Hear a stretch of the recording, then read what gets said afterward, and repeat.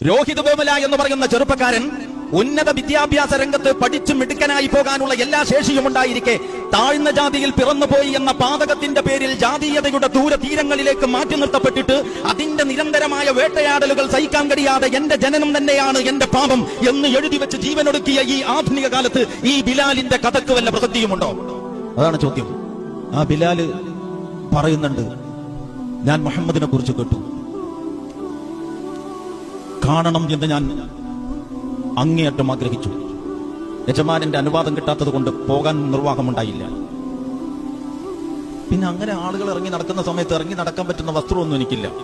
ഈത്തപ്പനയുടെ തണ്ട് പിന്നെ കുത്തിച്ചതച്ചിട്ട് അതുകൊണ്ട് മെടഞ്ഞുണ്ടാക്കിയ ഒരു തരം കോണകം, അതാണ് ആകെയുള്ള വസ്ത്രം. പക്ഷെ മറ്റൊരു സൗകര്യമുണ്ട്, എന്റെ തൊലിയുടെ നിറവും കൂരിരുട്ടിന്റെ കളറും ഏകദേശം ഒരുപോലെ ആയതുകൊണ്ട് നഗ്നത വല്ലാതെ വെളിപ്പെടൂല. അങ്ങനെ ഒരു രാത്രിയിൽ ഞാൻ മുഹമ്മദിനെ തേടിപ്പോയി സല്ലല്ലാഹു അലൈഹി വസല്ലം. മുഹമ്മദ് ഇരിക്കുന്നു എന്ന് കേട്ടറിഞ്ഞ ആ ദിക്കിലേക്ക് ഞാൻ പുറപ്പെട്ടു. പോയി ഒരു സ്ഥലത്തെത്തിയപ്പോ അവിടെ ഒരു കൊച്ചു കുടിൽ കണ്ടു. ആ കൊച്ചു കുടിലിനകത്ത് ആൾപെരുമാറ്റം കേട്ടു. അരണ്ട വെളിച്ചം ഈ ഈത്തപ്പന പട്ടകളുടെ ഇടയിലൂടെ അങ്ങനെ പുറത്തേക്ക്. ഞാൻ ആ വീടിന്റെ കൊച്ചു കുടിലിന്റെ അടുത്ത് നിന്നിട്ട് ചെറിയ ഒരു ശബ്ദമുണ്ടാക്കി. ആരാണത് എന്നകത്ത് നിന്ന് ചോദ്യമുയർന്നു. ഉമ്മയ്യത്തിന്റെ അടിമയായ ബിലാൽ. സ്വന്തം മേൽവിലാസല്ല, നോക്കണം. ഉമ്മയ്യത്തിന്റെ അടിമയായ ബിലാലാണിത് എന്ന് ഞാൻ പുറത്തു നിന്ന് പതിയെ പറഞ്ഞു. കടന്നു വരൂ എന്നോട് ആവശ്യപ്പെട്ടു. അവിടെ ചാരിവെച്ച ഈത്തപ്പനപ്പട്ട കൊണ്ട് കെട്ടിയുണ്ടാക്കിയ വാതിൽ പതുക്കെ തള്ളി തുറന്നിട്ട് ഞാൻ കുനിഞ്ഞ് ആ കൊച്ചുകുടിലിന്റെ അകത്തേക്ക് കടന്നു. അപ്പോ അവിടെ നിലത്ത് പടിഞ്ഞിരിക്കുന്ന ഒരു മനുഷ്യൻ എന്നെ കണ്ടപ്പോൾ ആ ഇരിക്കുന്നിടത്ത് നിന്ന് എഴുന്നേറ്റു.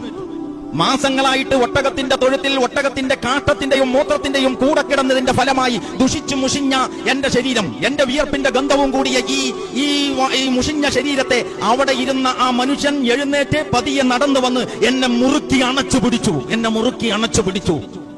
അന്നാണ് ജീവിതത്തിൽ ആദ്യമായിട്ട് ഒരാൾ എന്റെ ശരീരത്തെ മറ്റൊരാളുടെ ശരീരത്തോട് ചേർത്ത് പിടിച്ചത് എന്ന് ബിലാൽ പറയുന്നുണ്ട്.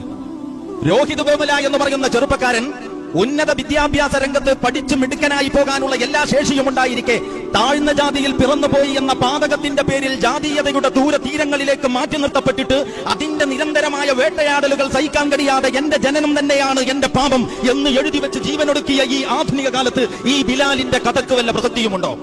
അതാണ് ചോദ്യം. നിങ്ങൾക്ക് ഇങ്ങനത്തെ ഒരു പ്രവാചകനെ പറ്റി ഇത്രയും വലിയ സമത്വത്തിന്റെ അസാധാരണമായ ആവിഷ്കാരം, വെറും വർത്താനല്ല, സമത്വത്തിന്റെ അസാധാരണമായ ആവിഷ്കാരം